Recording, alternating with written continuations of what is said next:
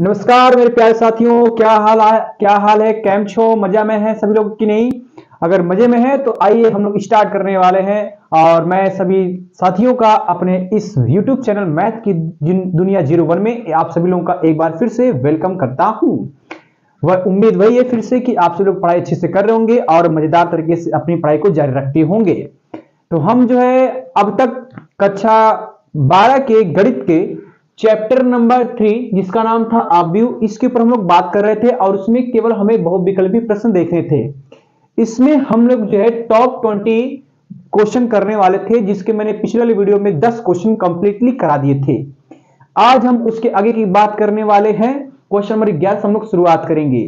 तो सभी साथी हो जाओ तैयार पढ़ाई करने के लिए और जबरदस्त तरीके के लिए एक बेहतरीन कंटेंट के साथ, ताकि ये आपके बोर्ड एग्जाम में 2025 में बहुत सारी मदद कर सके। इसके लिए जोरदार तरीकों से पढ़ाई पे ध्यान रखिएगा ताकि आप लोगों की किसी प्रकार की कोई बाधा ना आए पढ़ाई करने में। ठीक है, तो हम लोग समय को बर्बाद ना करते हुए आइए अपने टॉपिक पर आते हैं और देखते हैं हमारा समय क्या है। 11 देखते हैं, क्वेश्चन 11 कहता क्या है। 10 तक तो हमने इसके पिछले वाले क्लास में बात कर ली थी। अब हमारे सामने आ चुका है क्वेश्चन नंबर 11। क्वेश्चन नंबर 11 से शुरू करेंगे और 11, 12, 13, 14, 15 जितने भी क्वेश्चन है 20 तक सब कवर करेंगे आज की क्लास में। तो एक बेहतरीन तरीके के साथ तैयार हो जाएं सभी लोग, ताकि क्वेश्चन की शुरुआत हम बेहतरीन तरीके से कर सके। तो आइए देखते हैं पहला क्वेश्चन 11 जो कह रहा है, इसमें ये कह रहा है कि यदि a एक वर्ग आव्यूह है तो a प्लस a डैश आवश्यक होगा या अवश्य ही होगा।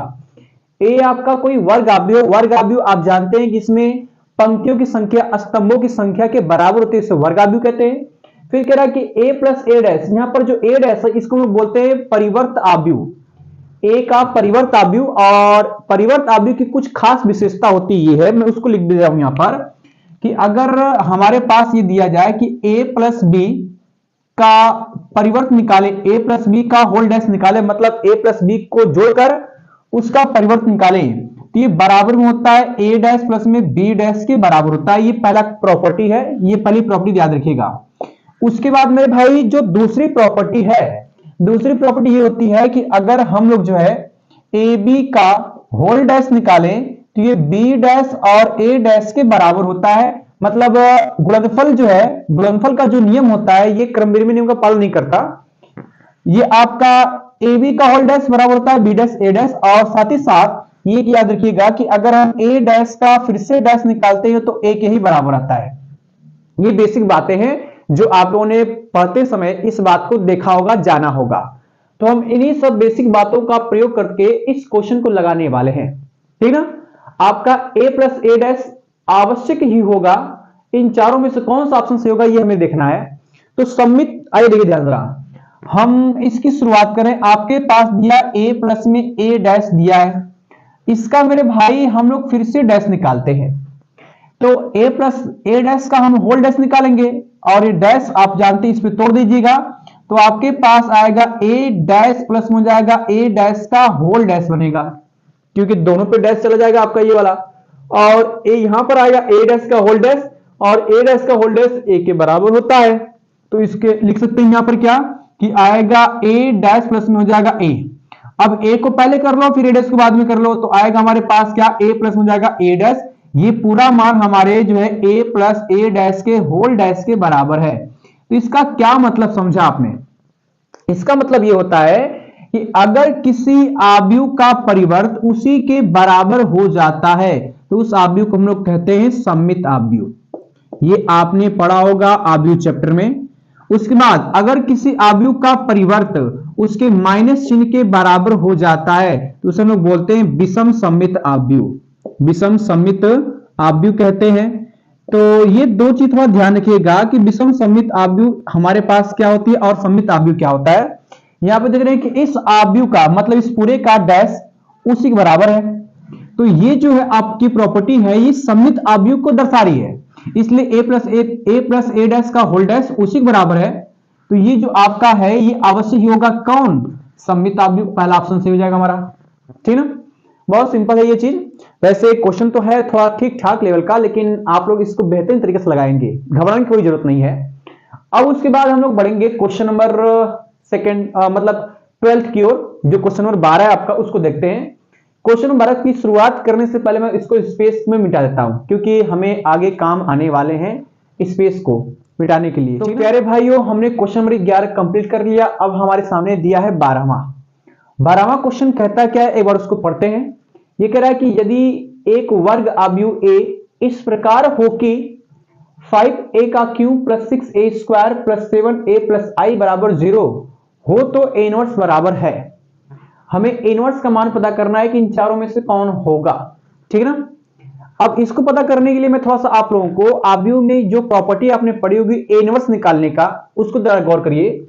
अगर मैं i का गुणा, i मतलब आपका इकाई अथवा दशमलव आव्यूह होता है, और इसका गुणा जब किसी आव्यूह या a इनवर्स में हम लोग करते हैं, या a इनवर्स गुणा हम i में करते हैं, तो हमको a इनवर्स ही मिलता है, कोई फर्क पड़ने वाला नहीं इसमें। अगर i से हम लोग मल्टीप्लाई कर दें या इसका गुणा i में कर दें तो हमको सीधा सीधा a इनवर्स ही मिलेगा।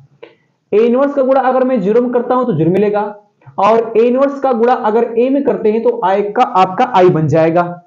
ये चीज कहने का मतलब है। इसी रिजल्ट का प्रयोग हम इसको हल करने में यूज करेंगे। देखिए ध्यान से, सवाल में तो मुझे एक्चुअली निकालना यह है कि a इनवर्स का मान कितना होगा या a इनवर्स किसके बराबर होगा।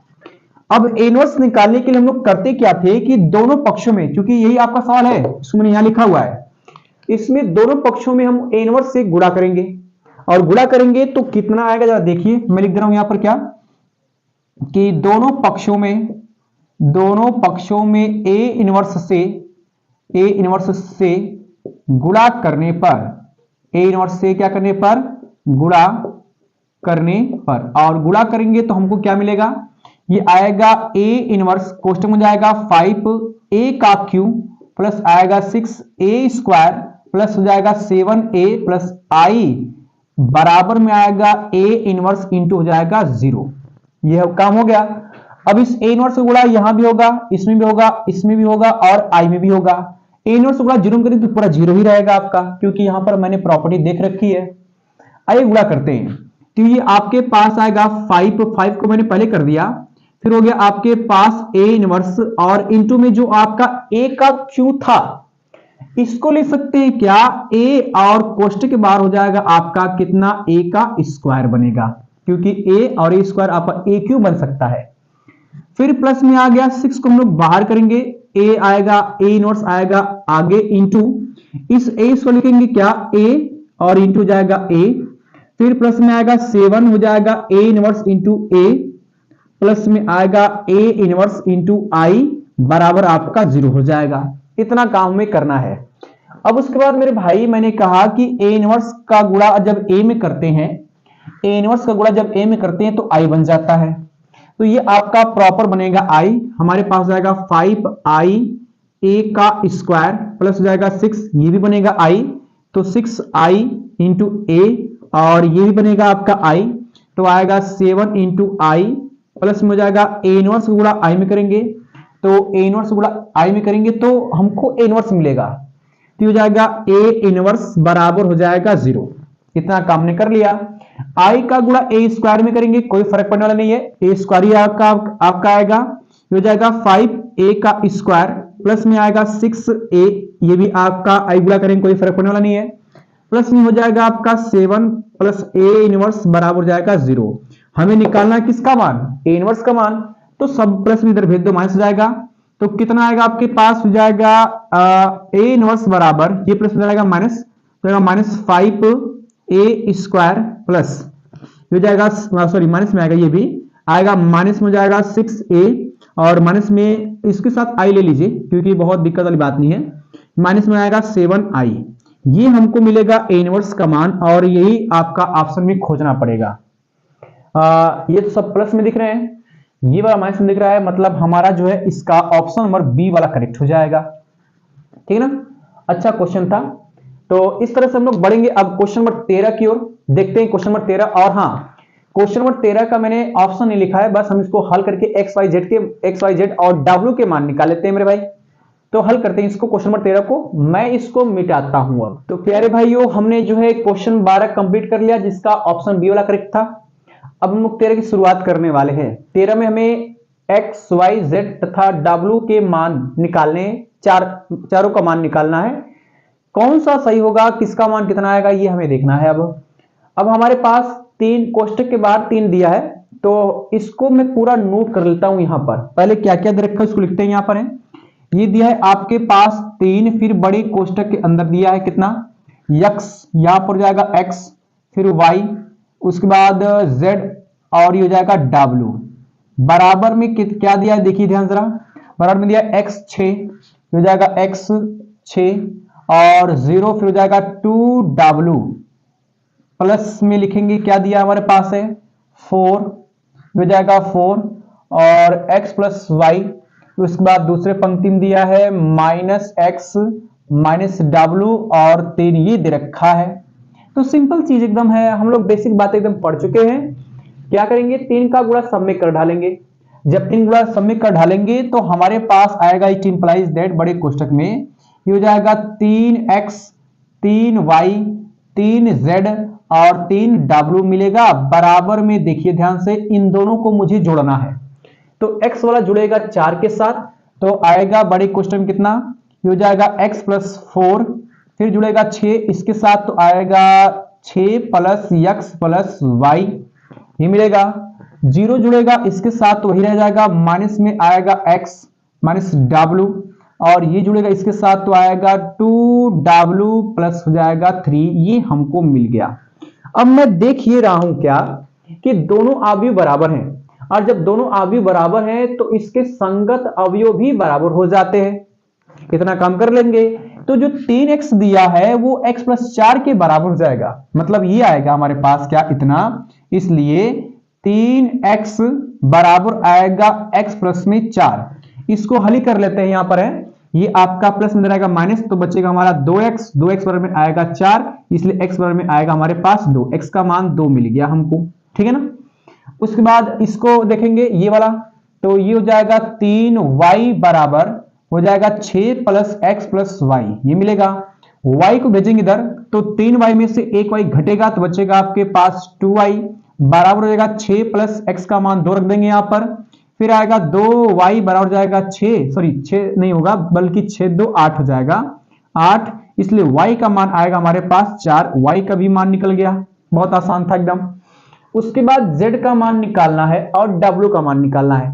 तो पहले मैं w का मान निकलता हूं, क्योंकि ये 3w 2w प्लस 3 के बराबर हो जाएगा। निकाल लेते हैं इसको भी, इसको लिखेंगे यहां पर 3w बराबर हो जाएगा 2w प्लस 3, ये 2w इधर आएगा तो घट जाएगा, इसमें से आएगा w बराबर में 3, ये w का मान मिल गया। अभी z का मान बचा हुआ है, तो 3z स्क्वायर हो जाएगा, लिख लेते हैं इसको भी, आएगा 3z बराबर हो जाएगा -x माइनस w, सबका मान पता ही है। इसका मान हो गया -2, इसका मान हो जाएगा -3, तो आएगा 3z बराबर जाएगा -2 -3, और ये जुड़ जाएगा तो आपका -5 होगा। z का मान निकालेंगे, 3 जाएगा बटे में, z बराबर में आएगा -5/3, ये हमको z का भी मान मिल गया। तो सिंपल था एकदम। x का मान यहां पर, ये x का मान हो जाएगा, ये y का मान हो जाएगा, ये z वाला हो जाएगा, और ये w वाला हो जाएगा। चारों का मान हमने निकाल लिया, बहुत सिंपल था एकदम। इसका ऑप्शन मैंने नहीं लिखा था क्योंकि मैं सोचा कि हल ही कर लेते हैं, ऑप्शन की क्या जरूरत है, वैसे भी आपका लगाने का तरीका सही होना चाहिए, है ना। तो हमने 13 तक कंप्लीट कर लिए। अब मैं इस पूरी चीज को मिटा करके मेरे भाई क्वेश्चन नंबर 14 की ओर बढ़ेंगे। क्वेश्चन नंबर 14 देखते हैं क्या है, ठीक ना, मिटाता हूं। तो प्यारे भाइयों, अभी तक हमने जो है 14 तक कवर कर लिए। अब हमारे सामने आ चुका है क्वेश्चन नंबर 15। यहां पर मैंने 15 16 17 3 क्वेश्चन लिए, इसके बाद 3 क्वेश्चन अभी और बचे हुए हैं, जो आज ही के क्लास में 3 क्वेश्चन हम लोग कवर कर लेंगे, मतलब टोटल 20 क्वेश्चन हो जाएंगे कल और आज को मिला करके। तो आइए 15 देखते हैं। ये कह रहा है क्या कि अवयव आपके पास दे रखा है 3 गुणे 3 क्रम का। ये है क्या है, सममित अवयव है, विषम सममित अवयव है, कि सममित है, कि एकांक है, या इनमें से कोई नहीं है। तो हमारे पास अवयव दे रखा है, अवयव दे रखा है, हम क्या करें, इस अवयव का परिवर्त निकालें। सिंपल चीज है, निकालें इसका परिवर्त।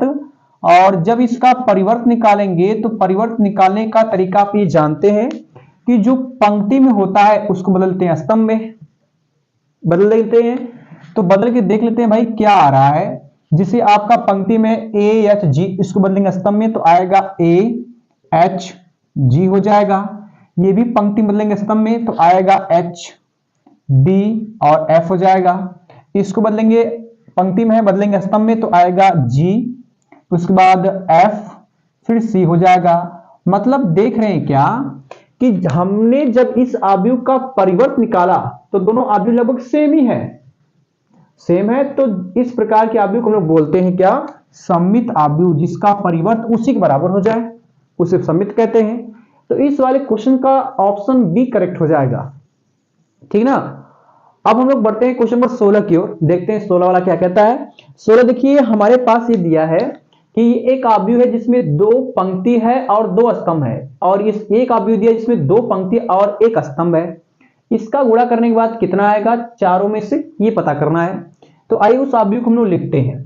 आव्यूह आपके पास दिया था कितना, पहला आव्यूह ये था पंक्ति में 2 3, फिर दूसरी पंक्ति में 5 7, उसके बाद दूसरा आव्यूह था हमारे पास 2 5, तो हो जाएगा हमारे पास 2 और 5, ये मिल जाएगा।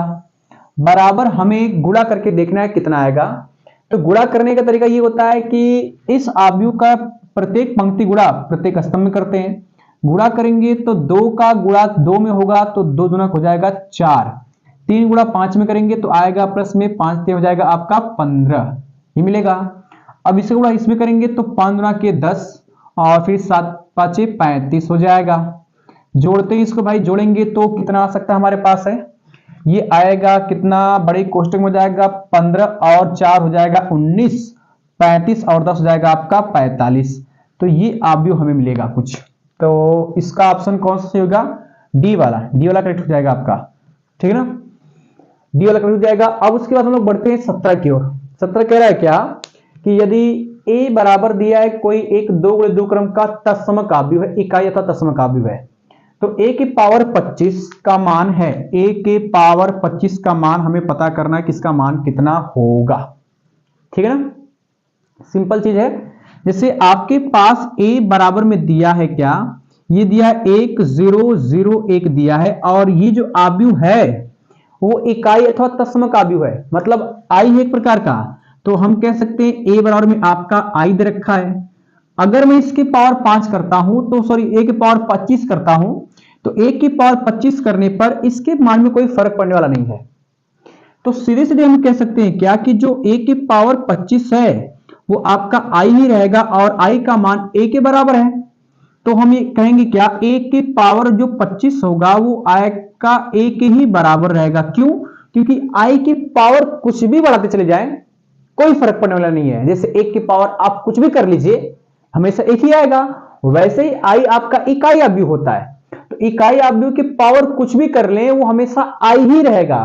तो i है, तो इसलिए a की पावर 25 का मान a के बराबर होगा। इसका ऑप्शन नंबर डी वाला करेक्ट हो जाएगा मेरे भाई, ठीक है ना। तो 15 16 17 हमने कर लिया। अब हम लोग बढ़ रहे हैं क्वेश्चन नंबर 18 19 20 की ओर। बहुत सिंपल वो भी चीज है, एक बार देखते हैं उसको क्या कहता है वो। प्यारे भाइयों, हमने क्वेश्चन नंबर जो है 70 तक कंप्लीट कर लिया। अब हमारे सामने 3 क्वेश्चन मात्र और बचे हुए हैं, इसको हम लोग देखते हैं क्या है क्वेश्चन और कैसे लगाएंगे।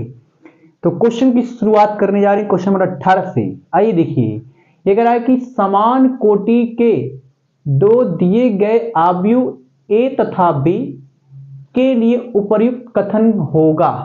4 कथन इसमें दे रखे हैं एबीसी करके, कौन सा उपर्युक्त कथन है। अब ये देखते हैं भाई, कह रहा है क्या कि ए बी का होल डैश बराबर ए डैश बी डैश, ना एकदम नहीं, क्योंकि ये तो प्रॉपर्टी होती ही नहीं है। ए बी का होल डैश बराबर ए बी आएगा, ये भी गलत है आपका।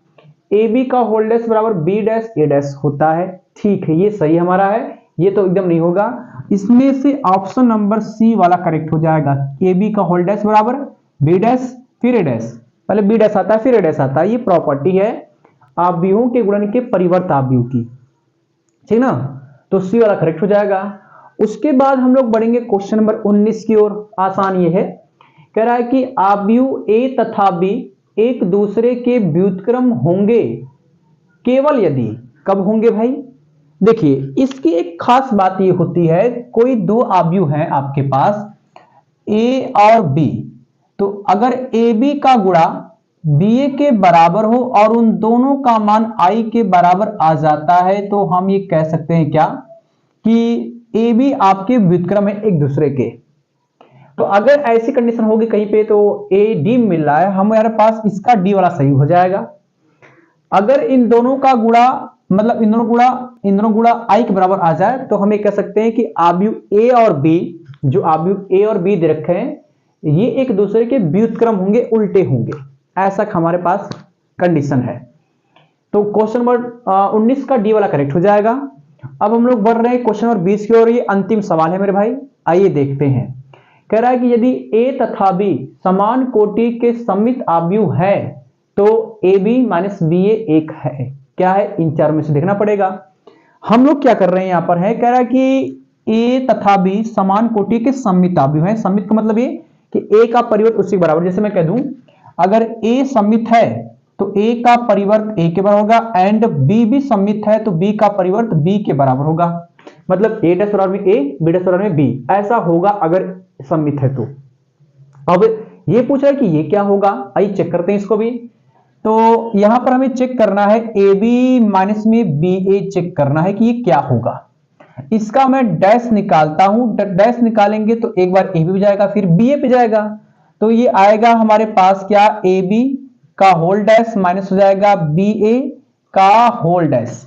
और अभी आपने कहा कि ए बी का होल डैश, जो आपका ए बी का होल डैश बी डैश ए डैश पर होता है, व्युत्क्रम उसका मतलब उल्टा हो जाता है, पहले बी पे आएगा फिर ए पे आएगा, तो आपके पास आएगा क्या, बी डैश ए डैश माइनस यहां हो जाएगा ए डैश फिर हो जाएगा बी डैश। ऐसा बन सकता है हमारे पास, एकदम बिल्कुल चीज, ये कोई दिक्कत वाली बात नहीं है।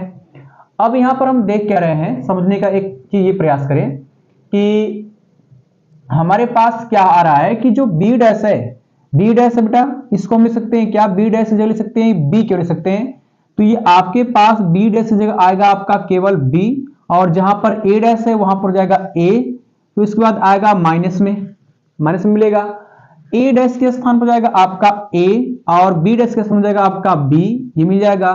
ये पूरा मान अभी चल रहा है ए बी माइनस बी ए के होल डैश के, ये भी चल रहा है आपका ए बी माइनस बी ए के होल डैश के चल रहा है। फिर आएगा हमारे पास इट इंप्लाइज दैट, ये हो जाएगा ए बी माइनस हो जाएगा बी ए का होल डैश बराबर। इसमें से हम लोग क्या करें, माइनस को कॉमन कर लेते हैं, तो जब माइनस को कॉमन करेंगे तो आएगा माइनस, कोष्टक हो जाएगा ये वाला प्लस में ये वाला माइनस में, तो ए बी माइनस में जाएगा आपका बी ए। देख क्या रहे हैं यहां पर, जरा गौर करिए इस चीज को कि अगर किसी का परिवर्त उसके ऋणात्मक चिन्ह के बराबर हो जाए तो इसको हम लोग विषम सममित आव्यूह कहते हैं। अर्थात ये जो बता रहा है आपका विषम सममित है, विषम सममित है, आप लोग समझ गए होंगे अब, विषम सममित आव्यूह है, ये आपने देख लिया। तो विषम सममित आव्यूह है तो इसका कौन सा ऑप्शन करेक्ट हो जाएगा, ए वाला करेक्ट हो जाएगा, ठीक है ना। तो इस तरह से हमने जो है ये 20 और भी कंप्लीट कर लिया। तो आव्यूह जो चैप्टर था जिसका नाम चैप्टर नंबर 3 जिसका नाम था आव्यूह, इसके हमने पूरे 20 क्वेश्चन कवर कर लिए मेरे भाई। अब इसी तरह से हम लोग आगे बढ़ेंगे, इसके लिए आप सभी लोगों से सहयोग हमें चाहिए कि हमारे चैनल को ज्यादा से ज्यादा शेयर करें, लाइक करें और कमेंट बॉक्स में अपना सुझाव जरूर दें, ठीक है ना। तो मिलते हैं ऐसे ही मजेदार वीडियो के साथ, तब तक के लिए आप सभी लोगों का अलविदा लेना चाहेंगे, ठीक है। टाटा, बाय बाय एंड नमस्कार।